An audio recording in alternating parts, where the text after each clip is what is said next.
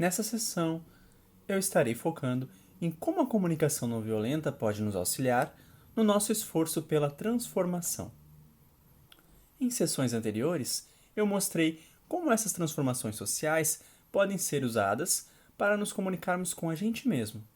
Também vimos como usar isso para nos comunicarmos com os outros, na nossa família, no nosso relacionamento íntimo, no trabalho. Agora, vamos dar uma olhada na transformação social, que para mim significa mostrar como a comunicação não violenta pode nos ajudar a nos comunicarmos com algumas gangues. Bem, algumas gangues chamam a si mesmos de gangues, gangues de ruas. Mas eu não estou tão preocupado com estas gangues e os prejuízos que elas podem estar causando. Eu estou mais preocupado com outras gangues. Essas gangues não chamam a si mesmas de gangues. Essas outras gangues, pelas quais eu me preocupo, algumas delas chamam a si mesmas de governo. Algumas das gangues pelas quais eu me preocupo chamam a si mesmo de corporações. Assim, o que eu quero dizer com o que eu estou chamando de gangues são organizações de pessoas que têm um grande impacto em nossas vidas e que acabam fazendo algumas coisas que eu considero que acaba sendo uma grande colaboração para a violência no planeta e são um estímulo para muito sofrimento. Então, como podemos, cada um de nós, desenvolvermos os nossos próprios poderes, nos tornarmos conscientes deste poder e, usando este poder para transformar essas estruturas, essas organizações, de um modo que elas venham a colaborar com a vida ao invés de ameaçá-la? Como podemos fazer isso? Isso é um grande desafio, porque o tipo de paradigma, linguagem e meios de influência que essas gangues com as quais eu me preocupo perpetuam acabam criando um grande obstáculo para que nós consigamos nos conscientizarmos do nosso verdadeiro poder e usá-lo. As gangues com as quais eu me preocupo controlam através de punição e recompensa e tentam ter seus próprios interesses atendidos aos custos, muitas vezes, do meio ambiente, ou muitas vezes através da exploração de práticas de trabalho, muitas vezes através do uso da violência, para ter os empregados fazendo o que eles querem que seja feito. Se pensarmos em como podemos transformá-las, para nós como indivíduos, as organizações que causam os maiores danos ao nosso planeta, acaba sendo para nós um grande desafio de transformação. Em geral, a maioria de nós já está suficientemente sufocado apenas com a nossa própria vida, na busca constante para termos as nossas necessidades individuais básicas e de nossa família atendida. E parece que isso está acima das nossas capacidades, tentar lidar com essas organizações que criam tanto prejuízo ao nosso planeta. Uma vez eu entrei em desespero, depois de passar um ano inteiro de esforços num projeto de transformação social que tinha por objetivo tirar um filho de uma amiga da prisão. Ela era uma pessoa de pele escura e era muito pobre, e seu filho foi condenado à prisão perpétua por um crime que estávamos confiantes de que ele não havia cometido. Todo o corpo de jurados que participou do seu julgamento tinha pele branca. Ele não teve o tipo de advogado que gostaríamos que ele tivesse. Ele teve direito a um advogado de defensoria pública, que considerávamos que não tinha as habilidades adequadas para representá-lo. Mas sua mãe não tinha condições financeiras de contratar um advogado do jeito que gostaríamos de ter.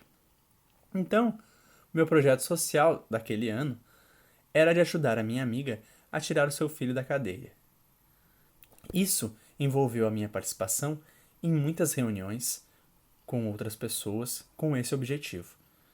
Tentamos arrecadar fundos para conseguir um advogado diferente para ele, e tivemos muitas outras tarefas que consumiram bastante tempo do nosso grupo. Mas depois de um ano organizando as pessoas e arrecadando dinheiro, nós conseguimos levantar os fundos e finalmente contratar um advogado de nossa escolha. E nós conseguimos um outro julgamento para o seu filho. Porém, ele foi condenado novamente e continuou preso. Então, foi um ano inteiro de trabalho duro, sem sucesso. E eu estava em desespero, pois eu dizia a mim mesmo: e o que aconteceria se tivéssemos tirado ele da prisão? Ele é apenas um entre várias e várias pessoas que eu penso que foram condenadas por crimes que não cometeram e são prejudicadas pelo nosso sistema judiciário, que não trata todos com os mesmos direitos. Eu estava desesperado também, pois, mesmo se nós tivéssemos tirado ele da prisão, mesmo que passássemos as nossas vidas inteiras tirando todos os outros da prisão, que foram condenados por crimes que não cometeram, isso não mudaria as estruturas que criam essa injustiça. Eu digo isso pois a comunicação não violenta nos ajuda a diferenciar entre objetivos que visam compensar os danos criados por esses sistemas de objetivos que visam mudar as estruturas que criam o problema. Assim, a comunicação não violenta nos ajuda a ter clareza sobre o que a transformação social representa. Nós queremos reparar alguns dos problemas criados pelo nosso sistema atual? As estruturas econômicas, judiciárias, governamentais, que sustentam muito da dor do nosso planeta? Queremos curar as pessoas que foram feridas nesse processo? Ou queremos transformar radicalmente essas estruturas? Essa escolha é muito difícil de se fazer, sobre onde queremos investir a nossa energia. Eu gosto da maneira figurativa como tudo isso pode ser representado, conforme eu li uma vez. Trata-se de uma cena em que um homem está passando próximo de um rio e ele percebe que há um bebê sendo levado pela correnteza. E ele percebe que o bebê está vivo. Então ele pula na água e tira a criança de lá. E quase no mesmo instante que ele consegue colocar o bebê sob a terra firme, ele olha para trás e vê um outro bebê. Então ele pula de volta na água e tira o outro bebê. Mas de repente, não acredito, ele vê 2 bebês. Mas ele vê também outro adulto andando perto do rio. E ele pede ajuda. Ei, me ajuda aqui. E os 2 pulam na água e conseguem salvar os 2 bebês. Mas aí eles olham para trás e eles percebem que há mais 2 bebês chegando na correnteza. Bem, essa história prossegue nesse sentido. Quando pararmos de tirar os bebês do rio e subirmos até sua nascente, podemos ver quem está tirando os bebês e quais as estruturas estão apoiando essa atividade. Somos confrontados em muitas situações no dia a dia onde algumas estruturas estimulam um grande sofrimento. Estruturas econômicas, judiciárias, governamentais. A dor criada por essas estruturas é imensa. Então, nós podemos usar a comunicação não violenta para ajudar a curar as pessoas que foram feridas por essas estruturas. Ou podemos usar a comunicação não violenta para ir até a nascente do rio e tentar se conectar com as pessoas que estão sustentando e criando a violência. Usar a comunicação não violenta para mostrar a essas pessoas outras maneiras de servir, diferente daquelas que oprimem as pessoas. Então, uma maneira pela qual a comunicação não violenta apoia esse tipo de atitude é nos ajudando a olhar para dentro de nós e procurar descobrir como nós pretendemos servir a vida. E ficarmos conscientes de que temos o poder para servir a vida em muitos níveis, curando as pessoas que são oprimidas pelas circunstâncias ou indo até a nascente do rio para identificar o que está criando e sustentando o sofrimento. E podemos usar as nossas habilidades em comunicação não violenta, a nossa capacidade de compreensão para se conectar com as pessoas que estão criando o estrago, para influenciá-las através da compaixão e da partilha daquilo que temos de mais positivo, a transformar as estruturas de um modo que eles possam servir a vida para todos, ao invés de oprimir as pessoas. Bem, um aspecto importante na transformação social e que é necessário em qualquer tipo de mudança é procurar entender como fazer propostas de um modo eficiente. Como propor mudanças, 1, 2, quantas vezes foram necessárias, de um modo que nos ajude a criar a transformação social na qual estamos interessados. Por exemplo, qualquer transformação social precisará que uma certa quantidade de pessoas específicas mude o modo como elas costumam fazer as coisas. É por isso que, em um sistema imperialista, é muito mais fácil obter uma mudança. Quando você vive em um sistema governado por um rei ou uma rainha, as pessoas específicas que precisam mudar o modo como costumam fazer as coisas são apenas uma pessoa, o rei ou a rainha. Tudo o que você precisa fazer é conseguir uma reunião com essa pessoa e mostrar a ela uma maneira mais compassiva e eficiente de cuidar dos negócios. E se ela concordar com você, isso significa que você conseguiu criar transformação social. Basta que uma pessoa mude e isso afetaria todas as pessoas que vivem sobre aquele regime político. Bem, nós criamos estruturas muito mais complicadas do que aquelas que costumávamos ter quando vivíamos em reinados.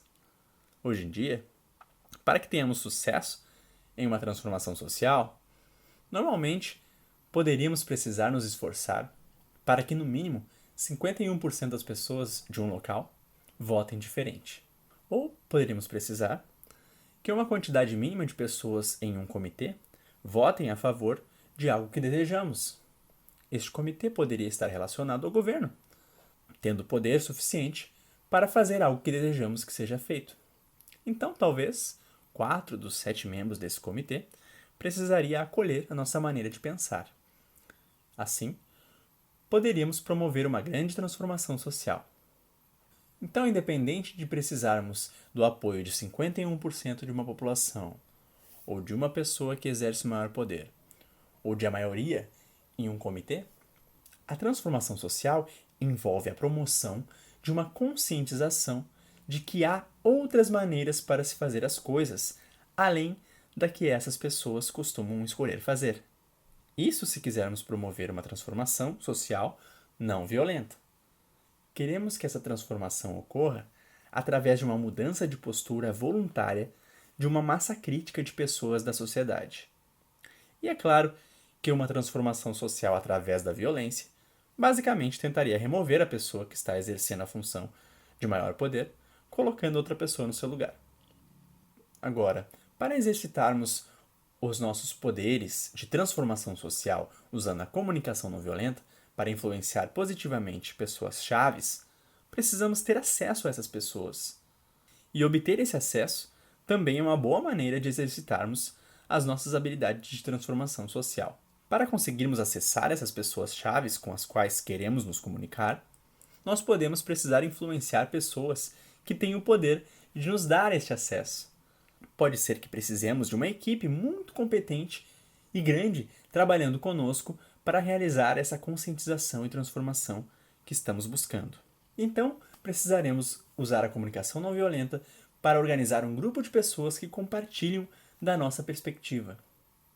Um exemplo de como a comunicação não violenta pode apoiar os nossos esforços para a transformação social ocorreu em um projeto no qual eu estive envolvido, onde queríamos criar uma escola em uma cidade. Uma escola que demonstrava que podia educar aqueles estudantes que foram expulsos das demais escolas.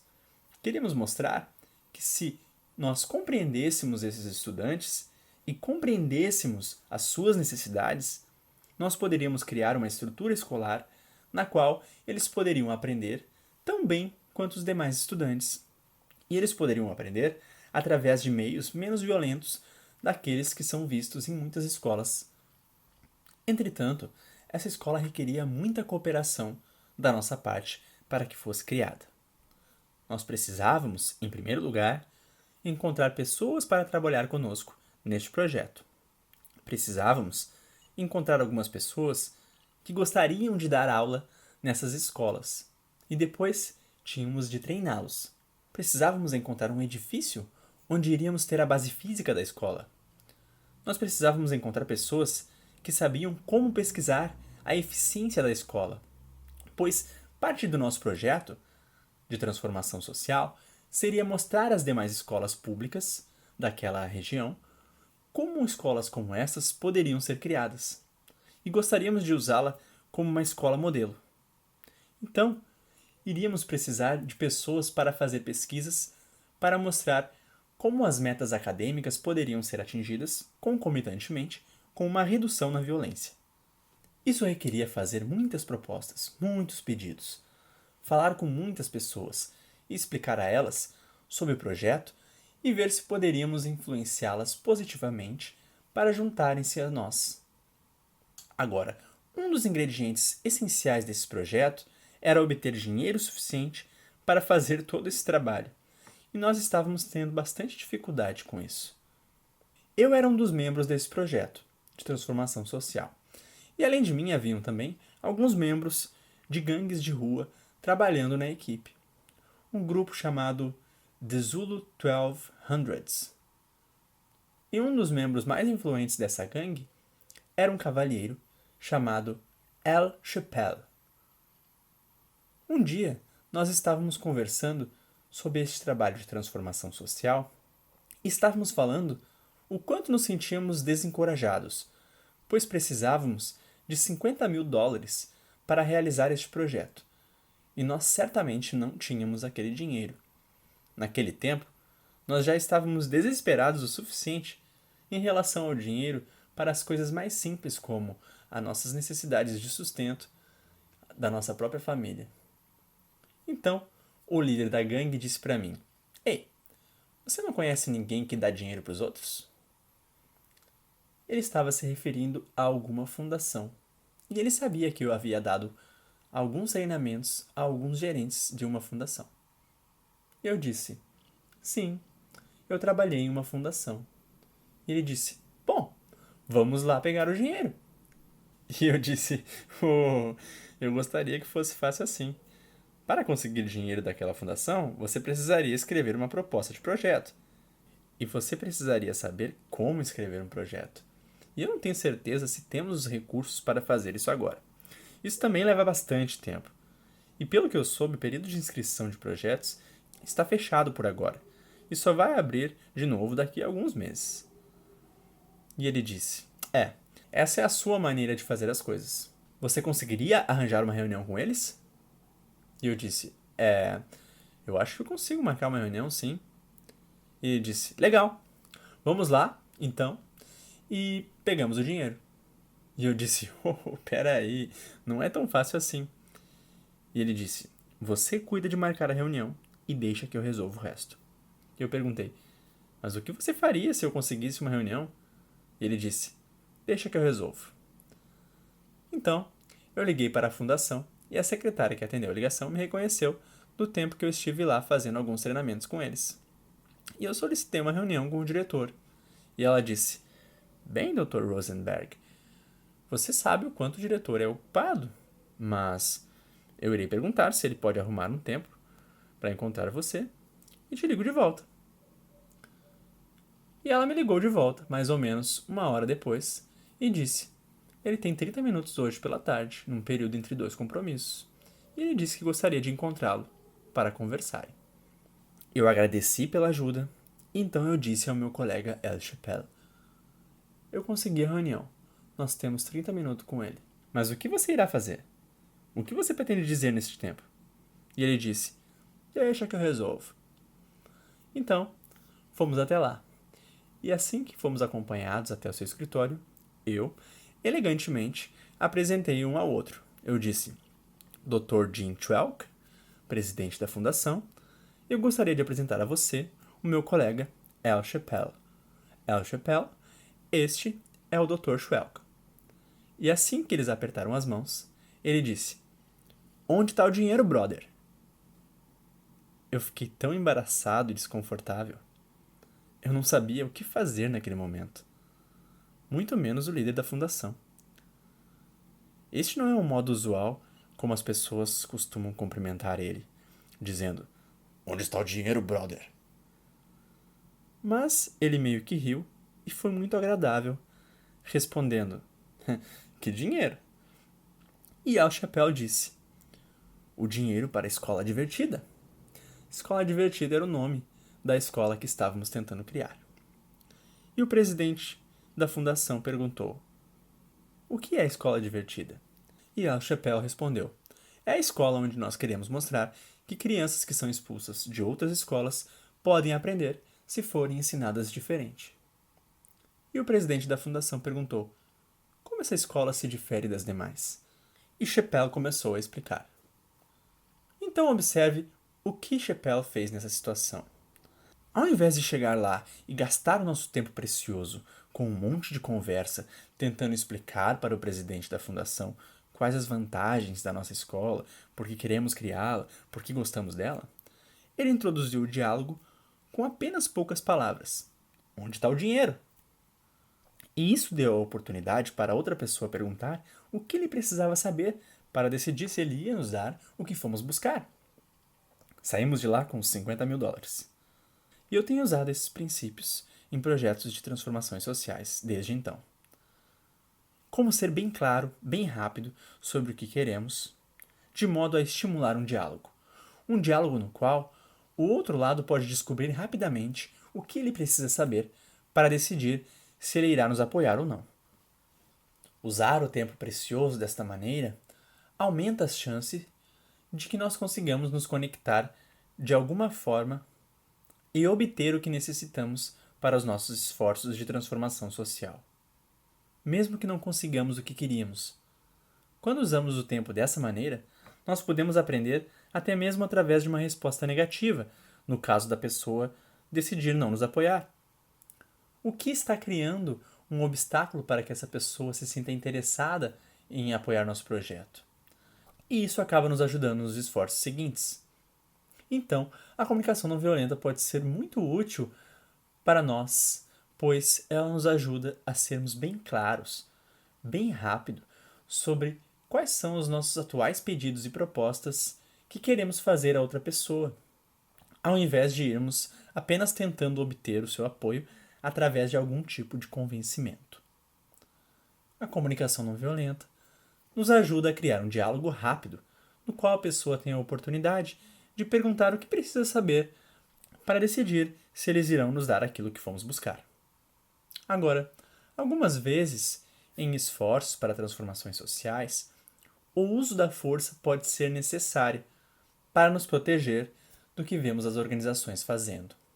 Mas é claro que, usando a comunicação não violenta, se usamos a força com nossos filhos ou com organizações, queremos ter certeza que usaremos a força para proteger e não para punir. Em sessões anteriores, eu falei sobre usar a força com crianças a fim de proteger. Poderia ser num contexto em que precisamos interromper alguma ação delas de modo a evitarmos que elas se machuquem ou machuquem outras pessoas.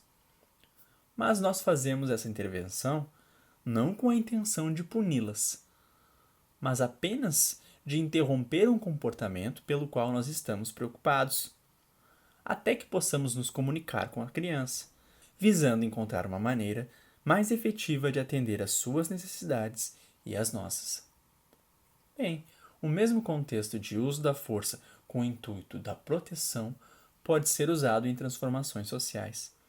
Podem haver momentos em que alguma organização está fazendo coisas que nós acreditamos que está causando um grande prejuízo às pessoas nessa região.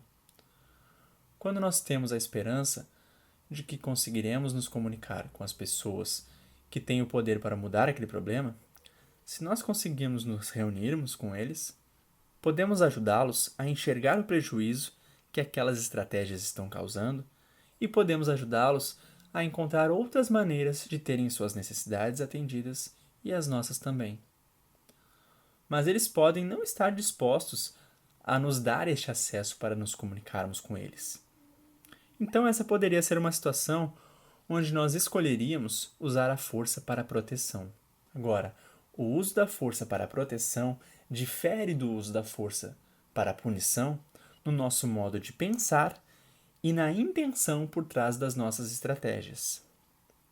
A diferença do modo de pensar é que quando usamos a força para a proteção, nós não vemos a outra pessoa como má, como alguém ruim, alguém que é errado ou inimigo e que merece ser punido por isso.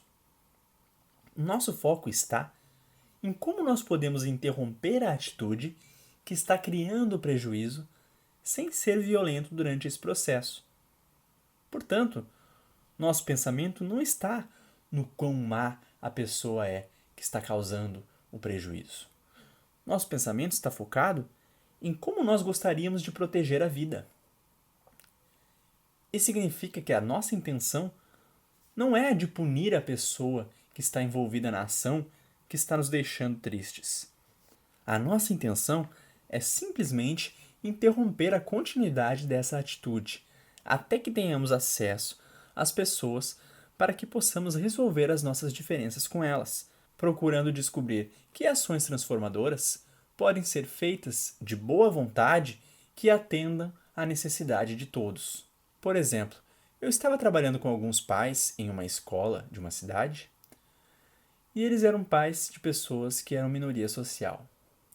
Eles estavam muito preocupados sobre o modo como seus filhos estavam sendo tratados na escola e achavam que aquilo era bastante grave. Me descreveram a situação com as seguintes palavras: eles estão destruindo o espírito das nossas crianças com essas regras. E me contaram quais regras a escola estava adotando que estava prejudicando as crianças. E eles pediram meu apoio para ajudar-lhes a fazer uma transformação social na escola, de modo que as necessidades dos seus filhos fossem melhor satisfeitas. Eu sugeri uma maneira pela qual eles poderiam conversar com os responsáveis pelas regras da escola. Mas quando eu sugeri de falarmos com essa pessoa, eles disseram: ele não quer falar conosco. Ele nos disse que a escola é dele e que ele faz o que ele quiser. Que ele não precisa de pais para dizer a ele como dirigir a escola. Então, essas podem ser condições nas quais podemos escolher utilizar a força para a proteção. Nós vemos uma organização, neste caso a escola, fazendo coisas que nós podemos ver que não está atendendo às nossas necessidades em relação ao modo como gostaríamos que as nossas crianças fossem tratadas. Nós estamos confiantes de que se nós pudéssemos falar com a pessoa que está causando prejuízo, com o qual estamos preocupados, que se nós pudéssemos falar com eles, poderíamos encontrar uma maneira de fazer com que todos tenham suas necessidades atendidas. Mas se esta pessoa não está disposta a comunicar conosco voluntariamente, como era o caso desse diretor dessa escola, que disse aos pais que não iria conversar com eles, essas são condições sob as quais nós precisamos, às vezes, aplicar a força para a proteção no nosso esforço de transformação social. Então, os pais estavam preocupados com o prejuízo que estava sendo causado aos seus filhos. O foco deles estava naquilo, não no quão malvado o diretor era. A intenção deles não era de punição, a intenção deles era a de proteção. Então nós nos reunimos e procuramos descobrir que ações poderiam ser realizadas que iria proteger as crianças e nos ajudar a criar a conexão com aqueles que estavam causando o prejuízo, de modo que pudéssemos ter um diálogo com eles e sair como uma maneira pela qual todos tivessem suas necessidades atendidas. E depois de muita discussão, nós decidimos organizar uma manifestação e tirar as crianças da escola.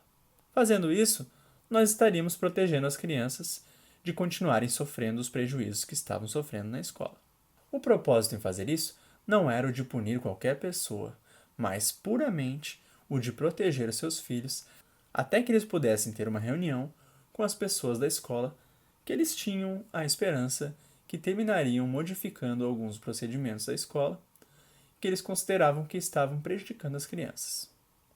Então este foi um projeto de transformação social apoiado na comunicação não violenta que visava proteger os filhos de regras que estavam destruindo o espírito deles.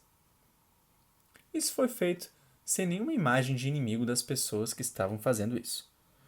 E o propósito da transformação social, usando a força para a proteção, era apenas proteger os filhos, sem querer punir a pessoa que estava causando o problema. Então, organizamos a manifestação e os pais tiraram as crianças da escola.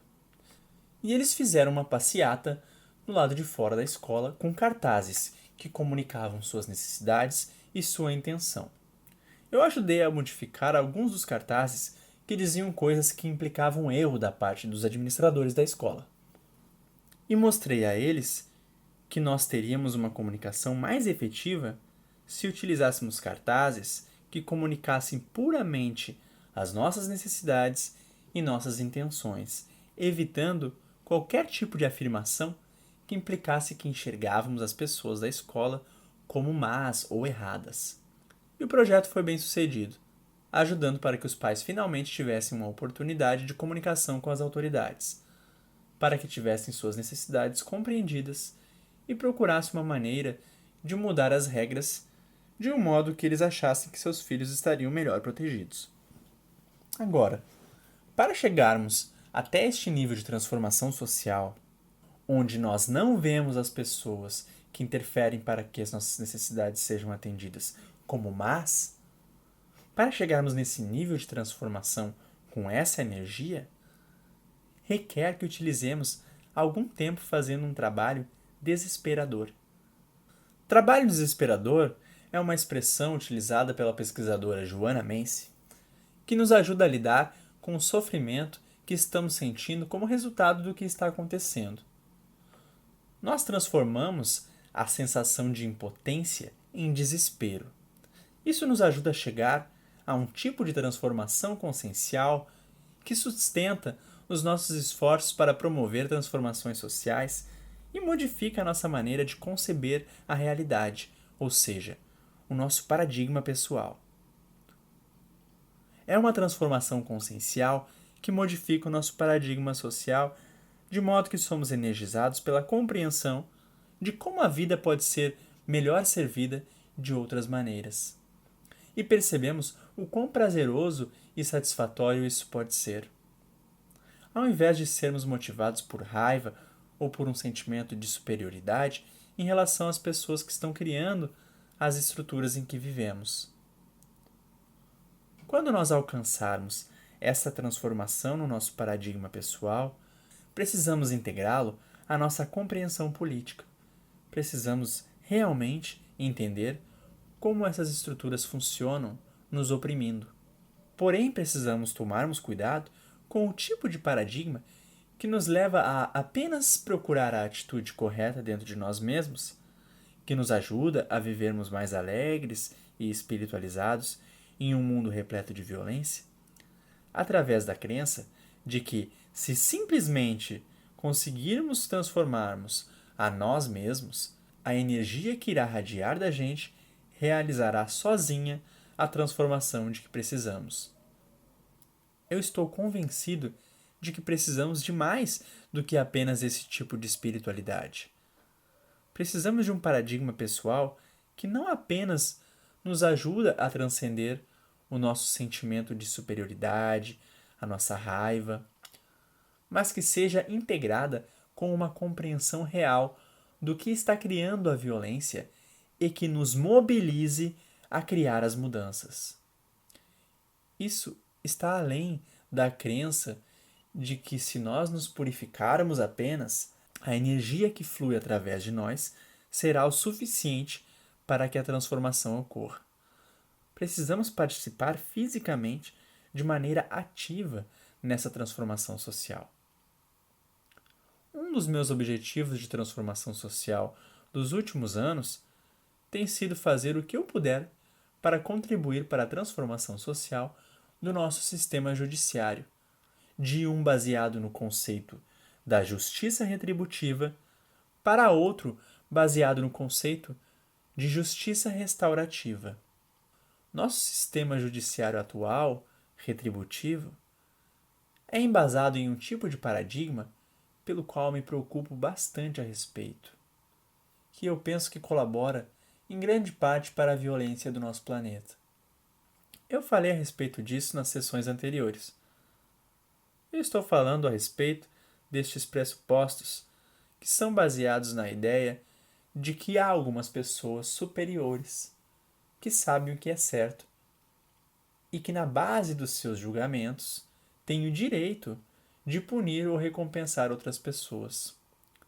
Se as pessoas são julgadas como más, então aquelas pessoas que se consideram superiores têm o direito de dar a essas pessoas o que elas merecem. Essa ideia de merecimento é central neste conceito de justiça retributiva. E se os ditos superiores julgam as pessoas como boas, então elas são recompensadas. Nosso sistema judiciário é baseado neste modo de pensar, de que há pessoas que sabem o que é certo e o que é errado, e que estão lá para julgar as pessoas e puni-las quando elas merecem. Em culturas que utilizam esse sistema, as pessoas na posição de autoridade usam este conceito de justiça. Assim, os pais que acreditam que são superiores aos filhos pensam que têm o direito de punir ou recompensar quando eles julgam que as crianças merecem aquele tratamento. Infelizmente, muitos professores usam a mesma estratégia, com o mesmo paradigma, em que se consideram superiores. O conceito no qual eu estou interessado em apoiar é o da justiça restaurativa, que é baseado em um modo completamente diferente de pensar e nos leva a maneiras inteiramente diferentes de se fazer justiça. A justiça restaurativa tem como propósito encontrar maneiras para que todos tenham suas necessidades atendidas, de modo que a paz e a harmonia possa ser obtida quando o sofrimento e conflito existem entre partes envolvidas. Esse tipo de paradigma pacifista, que procura por maneiras de ter as necessidades de todos atendidas, e não julga as pessoas como más e merecedoras de punição, opera através de 3 vias ou 3 etapas. Quando as necessidades de alguém não é atendida por algum tipo de crime. Primeiro, em relação à pessoa que foi afetada pelo crime. Queremos chegar a um resultado em que essa pessoa obtenha uma cura ou uma restauração que viabilize que suas necessidades sejam atendidas. Segundo, em relação à pessoa que agiu de uma maneira que criou a dor para o outro, nós queremos restaurar a situação através de um tipo de educação que favoreça para que essa pessoa sinta satisfação em colaborar com o bem-estar das demais pessoas, ao invés de fazer coisas que estimulem o sofrimento dela. E a terceira parte envolvida na justiça restaurativa é a comunidade, que forneceu a educação que contribuiu para a pessoa cometer o crime. Precisamos entender por que algumas pessoas têm as suas necessidades atendidas roubando, estuprando e fazendo coisas que causam bastante dor. O paradigma antigo diria que isso acontece porque essas pessoas são más e merecem ser punidas e sofrer por suas ações. Mas o paradigma da justiça restaurativa nos diz que essas pessoas estão tentando atender às suas necessidades da maneira pela qual elas foram educadas para atendê-las. Então precisamos olhar na comunidade como nós estamos fornecendo a educação neste sentido, e como estamos falhando nessa situação, e o que precisamos fazer para apoiar essa pessoa a aprender uma maneira diferente. E observar como nós estamos educando a pessoa e ter certeza de que estamos educando pessoas para enxergar o próprio bem-estar como algo conectado com o bem-estar das demais pessoas. Nós não podemos jamais atender às nossas necessidades de um modo plenamente satisfatório através do prejuízo das necessidades de outras pessoas. Agora, este conceito de justiça restaurativa não é algo novo. Há muitas culturas ao redor do mundo que têm utilizado historicamente a justiça restaurativa ao longo do tempo e continuam usando até hoje. Os antropólogos Margaret Mead, Ruth Benedict e Ashley Montagu estudaram essas culturas e descreveram o quão diferente é o paradigma pessoal e cultural dessas pessoas. E o quão diferente é o modo como eles lidam com aqueles que agem de uma forma a criar dor e desarmonia. Vejamos como isso se assemelha à justiça restaurativa. Nessas culturas, em que vemos um tipo de justiça completamente diferente, cujo paradigma não assume que as pessoas são más ou boas por natureza, eles consideram que todos nós, quando estamos funcionando em harmonia com a natureza, sentimos satisfação mais do que qualquer coisa quando estamos contribuindo para o bem-estar uns dos outros. E, portanto, quando eles veem alguém contribuindo para causar dor nas demais pessoas, eles não interpretam esse indivíduo como alguém mau. Eles acreditam que a pessoa esqueceu o poder que ele tem para enriquecer a vida e o quão maravilhoso é colaborar para o bem-estar das demais pessoas. Então eles trazem pessoas conhecidas para ficar ao redor deste indivíduo. E eles fazem um círculo no qual essas pessoas ao redor dizem todas as coisas que este indivíduo fez que enriqueceu a vida deles. Porque o paradigma deles não implica que esse indivíduo é mau porque fez e merece ser punido. Eles acreditam que a pessoa só agiria daquela maneira se ela tivesse de alguma forma desconectada de sua essência, que leva a esquecer o quão maravilhoso é colaborar para o bem-estar uns dos outros. Então agora eu gostaria de descrever um pouco do trabalho que eu faço com a justiça restaurativa e mostrar como você pode restaurar a paz e a harmonia entre partes de um conflito. Para isso, precisamos de um paradigma diferente, um que implica que todos nós sentimos prazer ao contribuir para o bem-estar uns dos outros, a menos que algo nos desconecte da nossa natureza. E então o que nós precisamos fazer para restaurar a paz e a harmonia é reconectar as pessoas com aquilo que elas precisam compreender, que as ajudará a sentir satisfação natural em contribuir para o bem-estar das demais pessoas, ao invés de agir de maneira a causar dor nessas pessoas. Por exemplo, se eu estivesse trabalhando com um pai que molestou a sua filha sexualmente, e infelizmente eu tive a oportunidade de fazer este tipo de justiça restaurativa em muitos locais, pois, infelizmente, isso acontece muito, onde pais acabam se desconectando da sua natureza, de modo que eles encontram maneiras de agir que podem ser muito dolorosas, mesmo para as pessoas pelas quais eles mais se importam. Então, o que eu faço no trabalho de justiça restaurativa deste tipo é parecido com o que eu descrevi na sessão sobre cura. Eu encontro a pessoa que foi molestada, neste caso a filha, junto com o pai e tento engajá-los em um diálogo para criar a conexão que ajudará a restaurar a paz e a harmonia entre as duas partes. Então eu começo pedindo para a filha que foi molestada e sofreu muito com este comportamento do pai, e eu peço para que ela expresse para o pai o quanto sua vida foi afetada por essa experiência. Frequentemente, a filha não tem as habilidades para se expressar usando a comunicação não violenta, e tudo que a filha consegue dizer para o pai é: "Como você pôde fazer isso?" E acaba tentando culpar ou criticar o pai por isso. Então eu uso a comunicação não violenta para ajudar a filha a se expressar claramente para o pai quais os sentimentos e necessidades dela foram violentados por aquelas ações. Então, quando a filha pergunta: "Como você pôde fazer isso? Você destruiu minha vida." Eu tento ajudar a traduzir o que ela realmente está querendo dizer como: "Eu preciso ser compreendida pelos anos de sofrimento que eu experimentei desde que você fez isso para mim. Eu preciso de empatia. Preciso de compreensão sobre quanto sofrimento eu passei." Então eu ajudo a filha a revelar a sua dor com honestidade para o pai. O pai, neste ponto, normalmente quer se desculpar. "Desculpa, desculpa." E eu interrompo o pai, pois desculpa é a forma como o antigo sistema de justiça funciona.